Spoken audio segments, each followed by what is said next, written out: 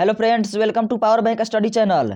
आज हम लोग हिस्ट्री के क्वेश्चन करने वाले हैं दोस्तों। इसमें केवल इंपॉर्टेंट क्वेश्चन को ही इंक्लूड किया गया है। तो दोस्तों बिना टाइम को वेस्ट किए हुए पहला क्वेश्चन से स्टार्ट करते हैं। तो आज का हमारा पहला क्वेश्चन है, पूर्व वैदिक ऋग्वैदिक संस्कृति का काल किसे माना जाता है। तो पूर्व वैदिक ऋग्वैदिक संस्कृति काल किसे माना जाता है, तो देखते हैं ऑप्शन इसका।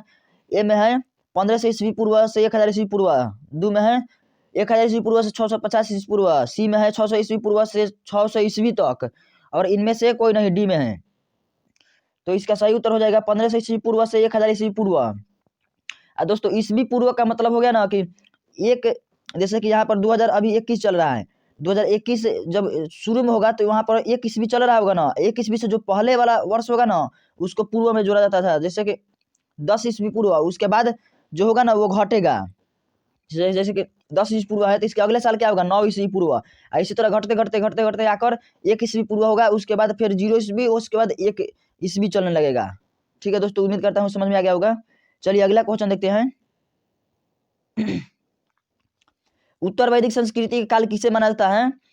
उत्तर वैदिक संस्कृति काल किसे माना जाता है, तो उत्तर वैदिक संस्कृति काल माना जाता है 1000 ईस्वी पूर्व से 600 ईस्वी पूर्व, और 1500 ईस्वी पूर्व से 1000 ईस्वी पूर्व का संस्कृति काल माना जाता है, तो पूर्व वैदिक काल का माना जाता है।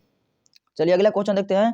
आर्य शब्द का शाब्दिक अर्थ क्या है, तो इसका ऑप्शन है वीर या योद्धा।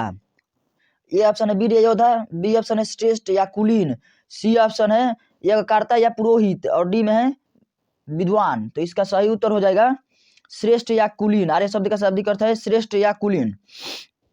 चलिए अगला क्वेश्चन देखते हैं, 4 नंबर। प्रारंभिक कार्यों के बारे में निम्न कथनों में से कौन सा सही नहीं है, मतलब कि प्रारंभिक कार्यों में से कौन सा कथन सही नहीं है। तो वे घुड़सवारी किया करते थे। अगला ऑप्शन है वे संस्कृत बोला करते थे। अगला ऑप्शन है वे कई झुंडों में भारत पहुंचे, और अगला फिर ऑप्शन है वे मुख्यतः नगरों में निवास करते थे। तो इसका सही उत्तर हो जाएगा ऑप्शन डी, वे मुख्यतः नगरों में निवास करते थे। चलिए अगला क्वेश्चन देखते हैं। इनमें से किस फसल का ज्ञान वैदिक काल के लोगों को नहीं था। इनमें से किस फसल का ज्ञान वैदिक काल के लोगों को नहीं था, तो वैदिक काल के लोगों को ज्ञान तो जौ का था ही, गेहूं का भी था, और उस समय लोहा का भी खोज हो गया था। जैसे कि सिंधु घाटी की सभ्यता में लोहा की खोज नहीं हुई थी, तो इन्होंने लोगों ने लोहा की खोज की थी। उस समय चावल का भी खोज नहीं हुआ था, तो इन लोगों ने भी चावल की खोज की, और उसका नाम ब्रीही रखा था। चावल को लोग ब्रीही कहते थे। तो उस समय किस चीज का खोज नहीं हुआ था, तो तंबाकू का खोज नहीं हुआ था। चलिए अगला क्वेश्चन देखते हैं। उत्तर वैदिक काल के वेद विरोधी और ब्राह्मण विरोधी धार्मिक अध्यापकों को किस नाम से जाना जाता था। तो उत्तर वैदिक काल के वेद विरोधी और ब्राह्मण विरोधी, दोस्तों पहले उत्तर वैदिक काल याद है ना, कब से कब तक चला था, 1000 ईस्वी पूर्व से 650 ईस्वी पूर्व तक, या 600 ईस्वी पूर्व तक। चलिए तो इसका सही उत्तर देखते हैं। उत्तर वैदिक काल के वेद विरोधी और ब्राह्मण विरोधी धार्मिक अध्यापकों को क्या कहा जाता था, तो धार्मिक अध्यापकों को श्रावण कहा जाता था। इसका बी सही उत्तर हो जाएगा। चलिए अगला क्वेश्चन देखते हैं, 7 नंबर। वैदिक गणित का महत्वपूर्ण अंग है, तो वैदिक गणित का महत्वपूर्ण अंग क्या है, तो वैदिक गणित का महत्वपूर्ण अंग है सूल व सूत्र। दोस्तों इसमें जितना भी क्वेश्चन कराया जाएगा सब इंपोर्टेंट कराया जाएगा। इसमें ऐसा क्वेश्चन नहीं इंक्लूड किया जाएगा जो परीक्षा उपयोगी नहीं है और उसको इसी तरह याद कर लिया जाए, तो इसीलिए इसको ध्यान से देखिएगा। चलिए अगला क्वेश्चन देखते हैं। किस वेद में प्राचीन वैदिक युग की संस्कृति के बारे में सूचना दी गई है। किस वेद में प्राचीन वैदिक युग की संस्कृति के बारे में सूचना दी गई है, तो इसका ऑप्शन है ऋग्वेद, दूसरा ऑप्शन है यजुर्वेद, तीसरा ऑप्शन है अथर्ववेद, और चौथा ऑप्शन है सामवेद। तो इसका सही उत्तर हो जाएगा ऋग्वेद।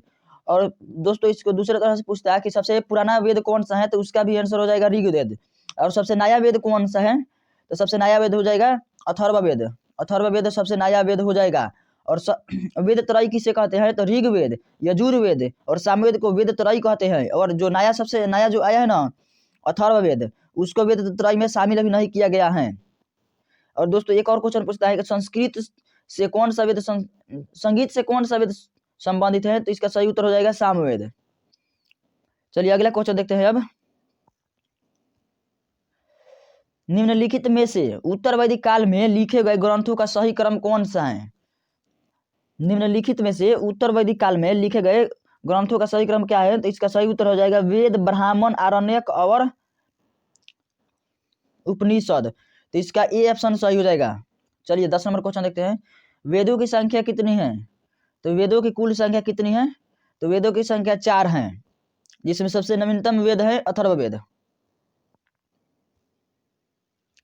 चलिए दोस्तों अगला स्लाइड देखते हैं। 11 नंबर से, कौन से 3 वेद संयुक्त रूप से त्रय या वेद त्रय कहलाते हैं? कौन से 3 वेद संयुक्त रूप से त्रय या वेद त्रय कहलाते हैं? तो जो पहले 3 खोजा गया था उसको त्रय या वेद त्रय कहते हैं, और नया वाला को भी शामिल नहीं किया गया है। तो पहले कौन कौन था? वेद में पहले शामिल था ऋग्वेद, यजुर्वेद और सामवेद। इसका ऑप्शन ए सही उत्तर हो जाएगा। चलिए अगला क्वेश्चन देखते हैं। 12 नंबर, भारत के राज्य चिन्ह में प्रयुक्त होने वाले सत्यमेव जयते किस उपनिषद से लिया गया है? तो इसका ऑप्शन देख लीजिए। ए में है मुंडक उपनिषद, बी में है कठ उपनिषद, सी में है ईश उपनिषद और डी में है बृहदारण्यक उपनिषद। तो इसका सही उत्तर हो जाएगा मुंडक उपनिषद। 13 नंबर क्वेश्चन है, ऋग्वैदिक आर्यों का मुख्य व्यवसाय क्या था? ऋग्वैदिक आर्यों का मुख्य व्यवसाय क्या था? तो पहला में है कृषि, दूसरा में है पशुपालन, तीसरा में शिक्षा और चौथा में है व्यवसाय। इसमें दोस्तों इसको ध्यान से देखिए, ऋग्वैदिक आर्यों का मुख्य व्यवसाय क्या था? तो ऋग्वैदिक आर्यों का मुख्य व्यवसाय था पशुपालन, और कृषि किसका मुख्य व्यवसाय था? तो कृषि मुख्य व्यवसाय था सिंधु घाटी सभ्यता के। चलिए 14 नंबर क्वेश्चन देखते हैं। भारतीय संगीत का आदि ग्रंथ कहा जाता है? तो ऑप्शन ए में है ऋग्वेद, बी में है उपनिषद, सी में है यजुर्वेद और 4 में है सामवेद। दोस्तों इसका ट्रिक है कि स्व से संगीत और किस ग्रंथ में इसका उल्लेख है? तो सामवेद में, तो स्व से सामवेद। तो इसी तरह इसको याद कर लीजिएगा, स्व से संगीत और स्व से सामवेद। तो इसका डी ऑप्शन सही उत्तर हो जाएगा। चलिए अगला क्वेश्चन देखते हैं। प्रथम विधि निर्माता कौन है? प्रथम विधि निर्माता कौन किसे कहा जाता है? तो उसे मनु को कहा जाता है। इसका ए ऑप्शन सही हो जाएगा, इसको दोस्तों याद कर लीजिएगा। 16 नंबर क्वेश्चन देखते हैं। कृष्ण भक्ति का प्रथम और प्रधान ग्रंथ है? तो आसान क्वेश्चन है। कृष्ण भक्ति का प्रथम और प्रधान ग्रंथ एक ही है, वो है श्रीमद् भागवत गीता। चलिए अगला क्वेश्चन देखते हैं। ऋग्वेद में संपत्ति का प्रमुख रूप क्या है? तो ऋग्वेद में संपत्ति का प्रमुख रूप, संपत्ति को मतलब प्रमुख रूप से गोधन समझा गया है। चलिए अगला क्वेश्चन देखते हैं। 18 नंबर, ऋग्वेद के किस मंडल में शूद्र का उल्लेख पहली बार मिलता है? तो ऋग्वेद के किस मंडल में शूद्र का उल्लेख पहली बार मिलता है? तो इसका ऑप्शन डी सही उत्तर हो जाएगा। चलिए अगला क्वेश्चन देखते हैं। 19 नंबर, पुराणों की संख्या कितनी है? तो ये तो आसान क्वेश्चन है। पुराणों की संख्या 18 है, इसको दोस्तों ध्यान में रखिएगा। 20 नंबर क्वेश्चन है। वैदिक धर्म का मुख्य लक्षण इनमें से किसकी उपासना थी? मतलब वैदिक धर्म में किसकी उपासना की जाती थी? तो प्रकृति की। थैंक यू दोस्तों, आज के लिए इतना ही। वीडियो देखने के लिए धन्यवाद। उम्मीद करता हूँ आपको वीडियो पसंद आया होगा। अगर पसंद आया होगा तो वीडियो को लाइक कर दीजिएगा।